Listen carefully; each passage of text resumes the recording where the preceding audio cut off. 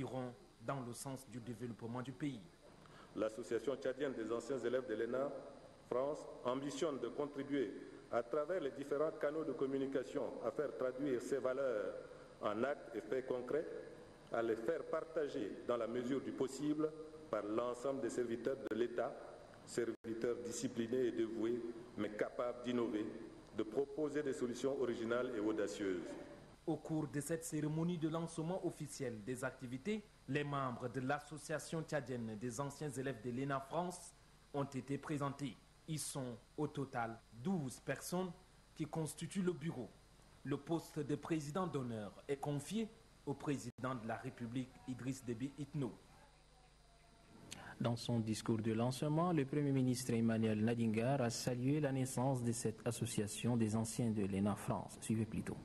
En me chargeant de le représenter, le chef de l'État mesure à sa juste valeur la contribution que votre association apportera à l'administration tchadienne pour son efficacité.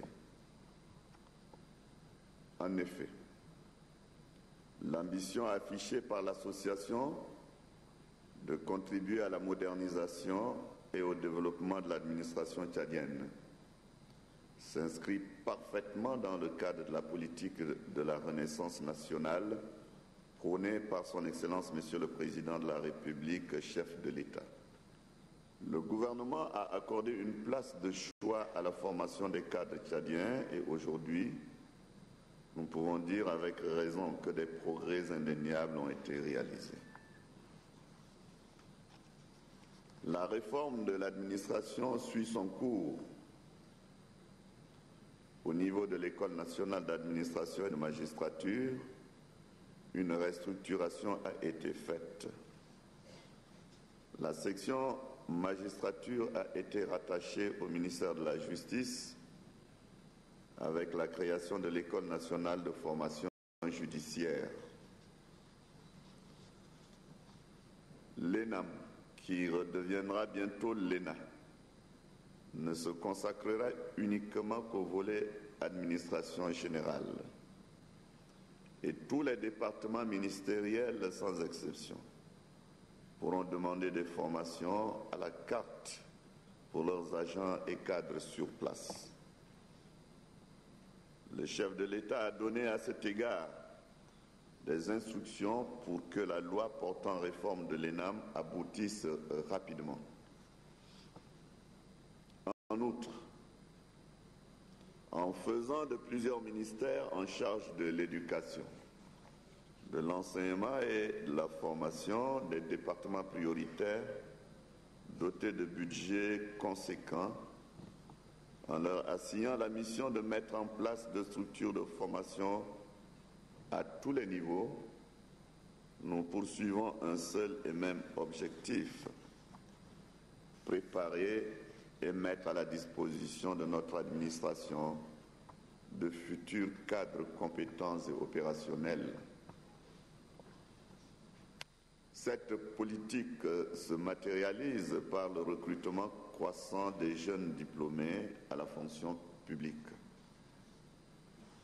C'est le lieu de remercier ici solennellement tous nos partenaires au développement qui partagent notre vision et qui nous accompagnent en permettant à de nombreux Tchadiens en activité de bénéficier de stages de perfectionnement, de remise à niveau et autres formations. Un déplacement a signalé le ministre de l'Aménagement du Territoire, de l'Urbanisme et de l'Habitat, Hassan Guiadoum, en compagnie des techniciens de son département, a quitté N'Djamena dans la nuit du 30 au 31 août 2012 pour Naples, en Italie, où il représentera le Tchad à la 6e session du Forum urbain mondial qui se tiendra du 1er au 7 septembre 2012. Le ministre de l'Agriculture et de l'Irrigation, Jimmy Adoum, a fait un point de presse dans son bureau. Point de presse axé sur les inondations des cultures et les menaces des attaques des criquets pèlerins à 12 km de la ville d'Abéché dans le Wadaï. Pour le chef du département de l'agriculture, en dépit de ces menaces, la situation est encore sous contrôle. Nous l'écoutons. deux situations actuellement préoccupent le ministère de l'Agriculture et de l'Irrigation. Il est vrai que presque toute l'étendue du territoire est couverte par les eaux de pluie, comparativement à celle de l'année dernière où il a fait une sécheresse incroyable et que cela nous a occasionné un déficit céréalier de 455 000 tonnes. Cette année, avec l'appui du gouvernement, avec l'entrée effective en jeu des tracteurs, nous avons, si vous voulez, emblavé 4 388 000 hectares sur l'ensemble du territoire. Et si nous devons situer, si vous voulez, ce qui est en ce moment dans l'eau, c'est plus ou moins 255 000 hectares dans l'eau. Au moment où nous parlons, plus de 81 000 hectares sont inondés au Mayo-Kébi-Est. En d'autres termes, c'est le Mayo-Kébi-Est qui est le plus affecté. Naturellement, cela s'ajoute le Mayo-Kébi-Ouest, la Tangile, le Manchéré, Gosbeda, le Salamat et autres. Quand il y a de l'eau en abondance, il va certainement y avoir prolifération de la faune et de la flore. De ce fait, cet écosystème-là va être extrêmement diversifié et riche. De fait, de nos jours, actuellement, il y a signalisation à 12 km d'Abéché, présence de sauteriaux et de quelques individus de criquets pèlerins sur les cultures et les pâturages. Nous avons donc des produits à Abéché, dans les alentours, nous avons des produits à Kalaït, nous avons des produits à Fada, et nous allons, en cas de besoin extrêmement urgent, nous allons transférer ces produits-là vers les zones affectées pour une intervention rapide. Nous vivons des moments très difficiles à cause des pluies abondantes. Nos populations sont en train de vivre des situations difficiles, notre bétail, nos cultures, mais en ce qui concerne le ministère de l'Agriculture et de l'Irrigation, nous sommes en train de suivre la situation de très près. Il est question d'inventorier, en ce moment de faire des analyses. Nous parlons donc d'inondation des cultures qui sont dans l'eau, mais pas des cultures qui ont péri sous l'eau. Nous allons certainement revoir les termes, mais pour le moment, je voudrais apaiser les esprits pour dire à tout le monde que de gros efforts sont en train d'être déployés par le gouvernement et le ministère. À l'occasion de la Semaine nationale de l'arbre, édition 2012, le ministre de l'Environnement et des Ressources halieutiques a fait une déclaration. Mohamed Bachir Okromi a annoncé que cette semaine sera consacrée à des activités de sensibilisation, des mobilisations et des conscientisations de la population sur l'importance de l'arbre et de la mise en terre des plants. Suivez plutôt. L'arbre, ce voisin naturel et permanent de l'homme, depuis la nuit des temps est d'une importance capitale et vitale, tant sur le plan écologique, culturel et socio-économique. Il régule l'environnement, fertilise et maintient le sol contre les érosions hydriques et éoliennes, équilibre la diversité biologique. En outre, il nous sert ses feuilles pour notre alimentation ou pour les vendre, ses écorces ou ses feuilles pour des fins médicales, ses branches pour nos habitations. Cette année, le thème retenu dans le cadre de cette manifestation est « Plantons, entretenons et protégeons les arbres pour notre bien-être et pour l'avenir des générations futures ».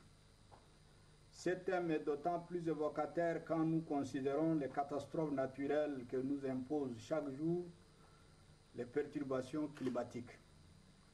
Nos actions d'ensemble doivent conduire à l'atténuation des effets pervers des changements climatiques et la plantation des aires constitue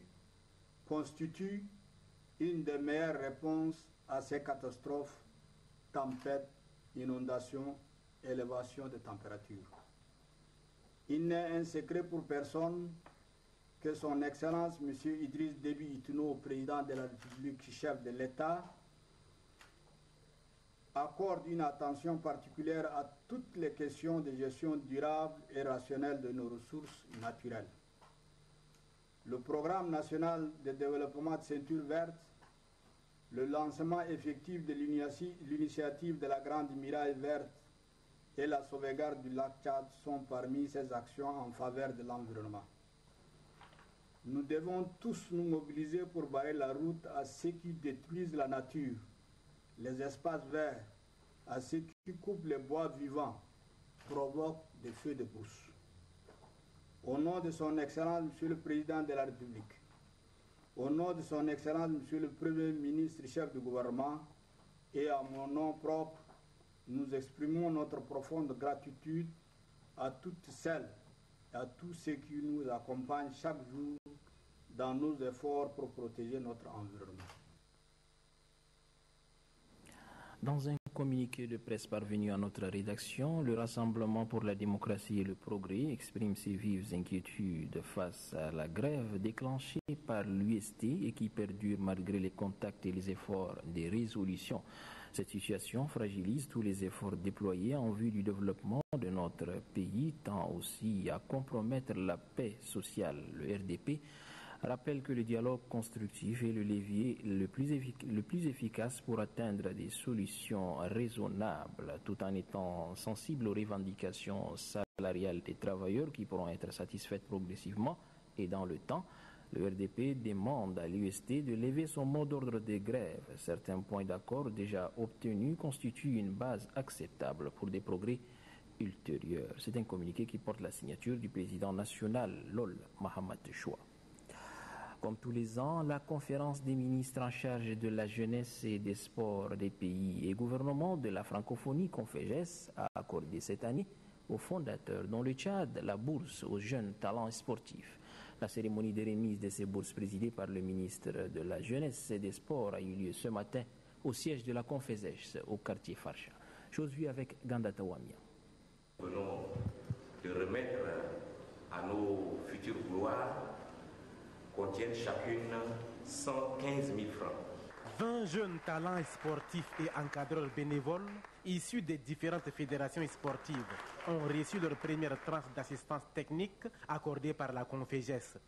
Sont concernées par ces bourses les fédérations de karaté, de rugby, de lutte, de pétanque, de taekwondo, de handball, de tir à l'arc, de basket et de handisport. Nous nous sentons vraiment fiers de ce qu'on nous a donné, puisque cela nous permettra de se préparer pour les championnats, même se préparer pour les autres compétitions internationales. Moi, je vois que c'est quand même l'essentiel. L'essentiel, bon, c'est insuffisant bien sûr, mais c'est l'essentiel pour moi. Parce qu'en tant qu'un bénévole, je n'ai jamais reçu ça une fois et puis voilà, qu'on me vient de donner. Bon, je remercie beaucoup ce que le ministère est en train de faire. Pour le ministre de la Jeunesse et des Sports, cette assistance technique vise à favoriser l'émergence qualitative et quantitative du sport de haut niveau et améliorer substantiellement la vie sportive des jeunes talents. En vous remettant ces enveloppes, le souci de mon département et de nos partenaires de développement est de vous encourager à aller de l'avant. C'est sur vos épaules que s'est bâtie jour pour jour la fierté sportive à venir du pays de Toumaï. Ces jeunes qui ont fait l'objet de détection par rapport à leurs résultats attendent la seconde tranche d'appui technique nationaux en octobre. D'ici là, le ministre de la Jeunesse et des Sports invite les bénéficiaires à être assidus aux entraînements, disciplinés et travailleurs pour un meilleur rendement. Les travaux de la formation des encadreurs nationaux en entrepreneuriat jeune ont pris fin hier au Musée national. Les 50 participants représentant les 22 régions du pays ont acquis des connaissances dans ce domaine pour mieux aider les jeunes dans leurs initiatives. C'est le ministre de la Jeunesse et des Sports qui a présidé la cérémonie. Adou Abdelkader. L'entrepreneuriat, voilà un concept, mieux une vision à laquelle le président de la République, dans sa recherche de solutions au chômage, entend initier la jeunesse tchadienne. Et pour impliquer cette composante de la société à travers toutes les régions du pays, ces encadreurs nationaux ont été formés. Ils se chargeront de la sensibilisation et de l'orientation des jeunes en vue d'investir dans la libre entreprise. Une mission certes louable, mais les futurs formateurs souhaitent la mise à leur disposition des moyens et des structures de base. Le directeur général de cette organisation dit compter sur la disponibilité de ces encadreurs au regard des connaissances capitalisées au cours de ces assises. Nous pouvons vous faire confiance en sollicitant votre disponibilité à répondre promptement aux sollicitations du Fonds national d'appui à la jeunesse mieux encore du ministère en charge de la jeunesse dans la résolution des problèmes des jeunes. Le ministre en charge de la jeunesse a rappelé pour sa part à ses formateurs la tâche qui les attend. Vous aurez à organiser des séances de sensibilisation et de formation afin qu'elles soient mieux outillées pour bénéficier des prestations de services du FONAGE que le chef de l'État, son Excellence Idriss Déby Itno, président de la République, a bien voulu créer pour apporter un appui sincère dans le cadre du quinquennat de la Renaissance qui fait de la résolution du problème de chômage en milieu jeune et la lutte contre la pauvreté une réelle priorité. Le chef du département de la jeunesse réaffirme par la même occasion sa disponibilité de mener à bien ce programme cher au chef de l'État. Cette formation des encadreurs constitue la première étape. La création des agences et la tournée de sensibilisation s'en suivront. Et puis pour boucler ce chapitre jeunesse, une vingtaine de jeunes venus des différentes structures ont été formés sur la santé de la reproduction. C'est une initiative de l'UNFPA. Les travaux se sont achevés cet après-midi au CEFOD. Anastasie Bissi.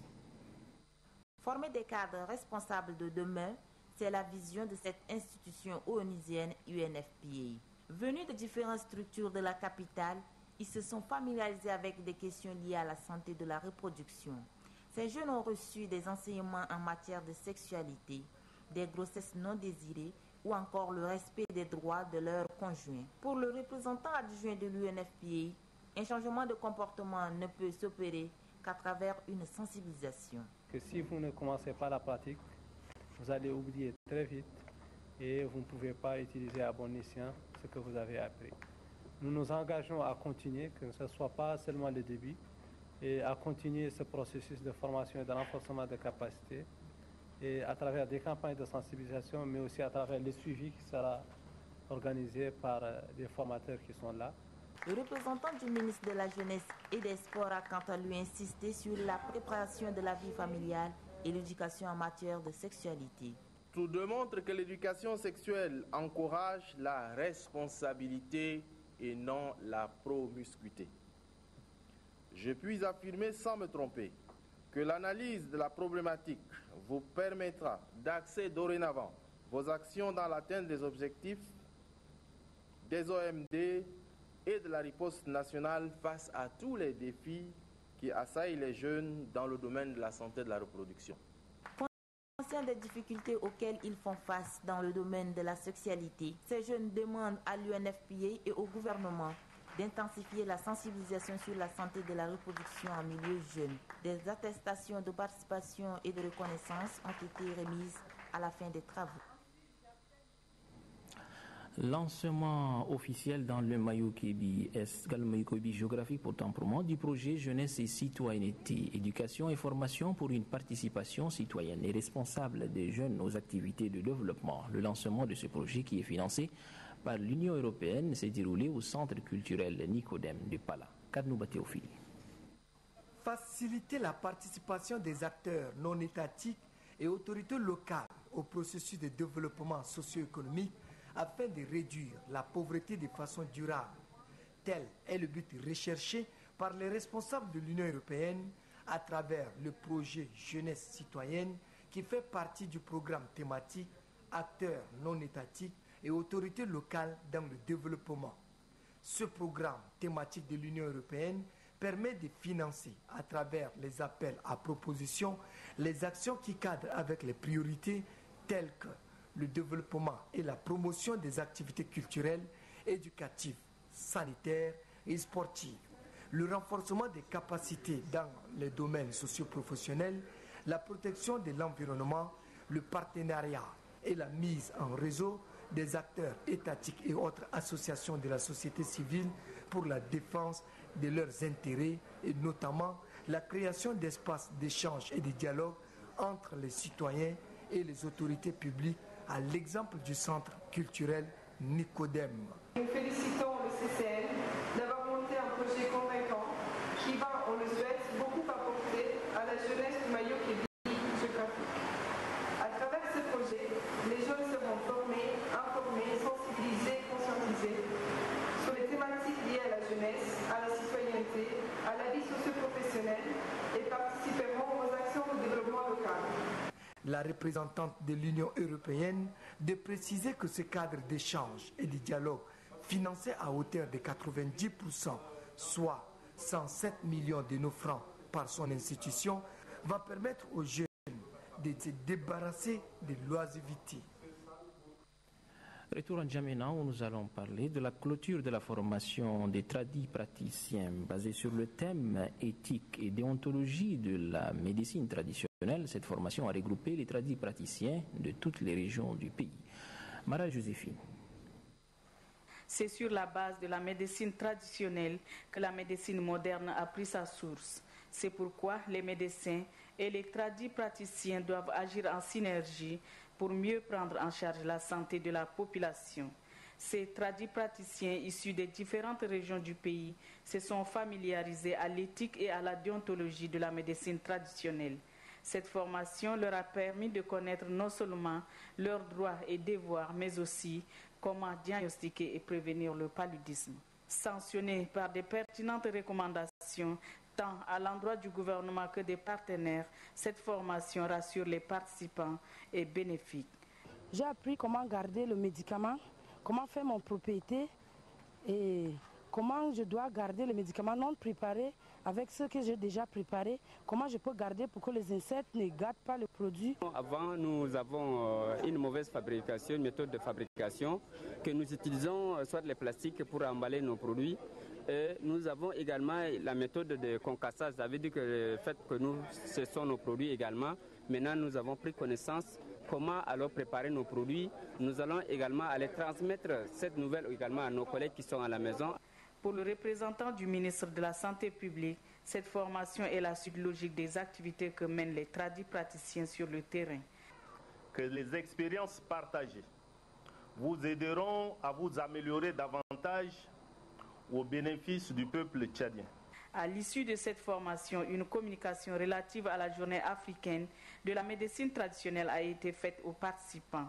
Il ressort de cette communication que plus de 80% de la population des pays en voie de développement font recours à la médecine traditionnelle. Dans le reste de l'actualité, clôture hier soir des travaux de la 16e édition de la CONAM, Commission nationale d'affectation et des mutations. Plusieurs dossiers ont été examinés par les délégués de l'enseignement primaire et secondaire. Granga Chamirima. La 16e édition de la Commission nationale d'affectation et de mutation a permis aux délégués du ministère de l'enseignement primaire et de l'éducation civique de passer au pain fin les 672 dossiers du primaire et du secondaire. Ces dossiers sont relatifs aux affectations prévues pour la prochaine rentrée scolaire 2012-2013. Pour une analyse efficiente et efficace, deux sous-commissions, à savoir le primaire et le secondaire, ont été mis sur pied par les délégués, ce qui leur a permis non seulement de relever les maux qui handicapent le secteur éducatif, mais surtout de proposer des solutions concrètes afin de garantir la qualité de l'enseignement dans le secteur primaire et le secondaire. Recommandons ce qui suit. Que la CONAM se tienne au plus tard au mois d'avril afin de permettre aux enseignants affectés de rejoindre tous leurs lieux d'affectation. Que les enseignants affectés reçoivent immédiatement leurs frais de transport afin de regagner leur poste d'affectation. Que le gouvernement augmente de façon substantielle le quota autorisé pour le recrutement des enseignants. Que les nominations au poste de responsabilité reposent sur des critères de compétences et de bonne moralité. La Commission nationale d'affectation et de mutation, CONAM, est une structure qui a pour mission de donner des orientations en matière de gestion des ressources humaines en général et en particulier la répartition du personnel enseignant.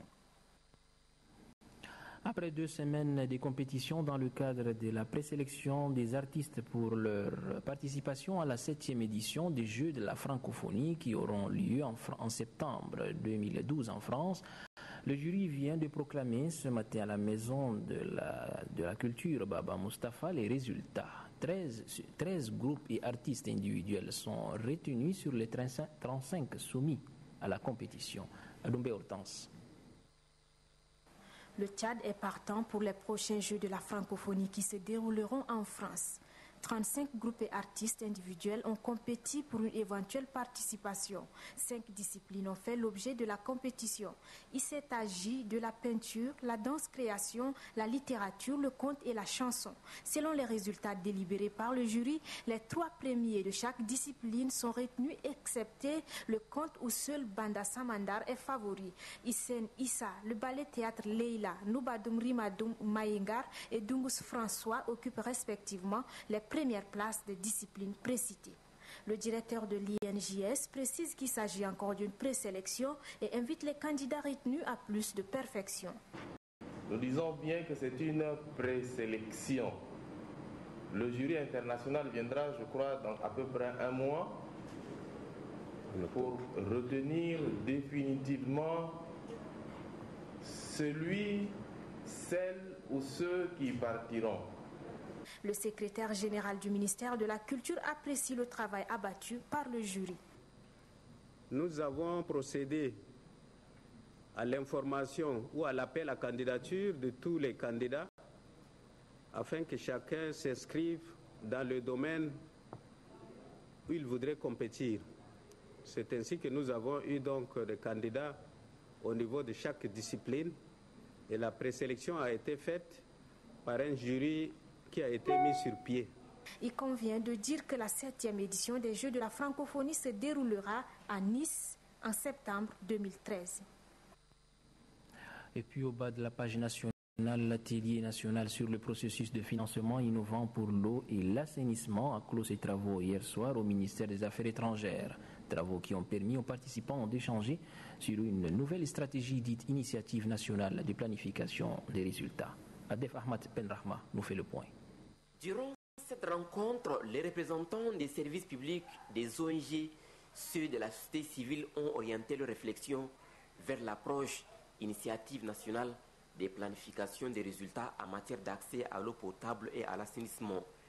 Ils ont été informés et sensibilisés sur les différents outils développés du secteur, ce qui leur a permis d'avoir des notions claires sur les engagements pris par le Tchad, l'état des besoins actuels, les partenariats publics et privés. De l'avis du chef de section eau, hygiène et assainissement de l'UNICEF, Liliane Auguiri, la nouvelle approche nécessite une synergie d'action. Elle devait par la suite réitérer l'engagement de son institution à soutenir le Tchad. Le secrétaire général adjoint du ministère de l'hydraulique urbaine et rurale fonde aussi son espoir sur la conjugaison des efforts. Je suis persuadé qu'avec le concours de tous, surtout l'UNICEF et l'expérimentation d'initiatives nationales pour la planification des résultats de notre pays sera une réussite. Le président de la République, son Excellence Idriss Déby Itno, a fait de l'accès à l'eau potable et aux services d'assainissement l'une de ses priorités et dans toutes ses déclarations, il a promis s'impliquer personnellement pour le bien-être de la population. À l'issue des travaux, les participants ont convenu de se réunir de manière périodique pour explorer les voies et moyens afin d'améliorer les taux d'accès à l'assainissement au Tchad, et ce, à travers un forum national. Hors de nos frontières en République démocratique du Congo, le gouvernement annonce l'amélioration du climat des affaires pour attirer les investisseurs et faciliter la création des entreprises dans le pays. Des précisions avec Michel Lachar. Créer une entreprise en République démocratique du Congo relève du parcours du combattant. Un jeune entrepreneur qui veut se lancer dans cette aventure doit passer plusieurs mois à la recherche des documents disséminés dans diverses administrations. Sans parler de l'insécurité, du droit des affaires et de la corruption. À l'issue d'assises nationales, le gouvernement affirme vouloir simplifier la création d'entreprises et promet de sanctionner les agents de l'État qui se livrent à cette corruption chronique. Toute tentative d'agents ou cadres de nos administrations fiscales et douanières qui pourraient se livrer à la fraude sera châtiée sévèrement. On est dans une logique où l'autorité de l'État doit être affirmée et où les deniers publics doivent être protégés. Les chefs d'entreprise ont également accueilli avec soulagement l'annonce de la création d'un guichet unique qui devrait simplifier les démarches. Mais pour le gérant de cette imprimerie de 9 salariés, cela ne suffit pas. Il aimerait moins de taxes et plus de transparence dans la fiscalité qui touche les petites entreprises. Créer un guichet unique, pour moi, cela ne suffirait pas. Parce que si on crée un guichet unique, mais que le nombre de taxes reste le même, on n'aura absolument rien fait. Il faut justifier une taxe. Lorsqu'une taxe est justifiée, elle est payable facilement. Pour favoriser le climat des affaires, les autorités ont pour objectif de permettre la création d'entreprises en seulement 3 jours. Il faudra également combattre courageusement la corruption des administrations, à la base, mais aussi au sommet. Présidentielle 2012 aux États-Unis, Mitt Romney, le candidat républicain, a reçu la nuit dernière l'investiture officielle de son parti pour briguer le mandat de 45e président des États-Unis. Récit, Eleonora Boyes. À la convention républicaine de Tampa, c'est un vétéran hollywoodien qui donne le la. L'acteur, réalisateur Clint Eastwood fait son show devant un public acquis à sa cause. Il y a 23 millions de chômeurs dans ce pays. Il est temps maintenant que quelqu'un d'autre arrive et règle le problème. Et le héros, le voilà. Mitt Romney, 65 ans, ancien homme d'affaires multimillionnaire et ex-gouverneur du Massachusetts. Il est désormais officiellement le candidat républicain pour la présidentielle. Première opération, séduction. Anecdote sur sa famille, ses origines et sa foi mormone. De quoi casser l'image d'un homme distant et peu charismatique. Après les confidences, l'engagement, une Amérique forte et des millions d'emplois. Je donnerai la priorité à l'emploi. Le président Obama a commencé par des excuses. Il a dit l'Amérique a dicté ses lois à d'autres pays. Non, Monsieur le Président, l'Amérique a libéré les autres pays de leurs dictateurs. Le compte à rebours a commencé pour Mitt Romney et son colistier Paul Ryan. Le candidat républicain affrontera le 6 novembre prochain le président démocrate Barack Obama. Voilà, Madame, Messieurs, comment s'achève ce journal télévisé en français. Merci de l'avoir suivi. Pour plus d'informations, je vous renvoie à notre site internet www.onrtv.org. Très bonne suite des programmes sur Téléchat.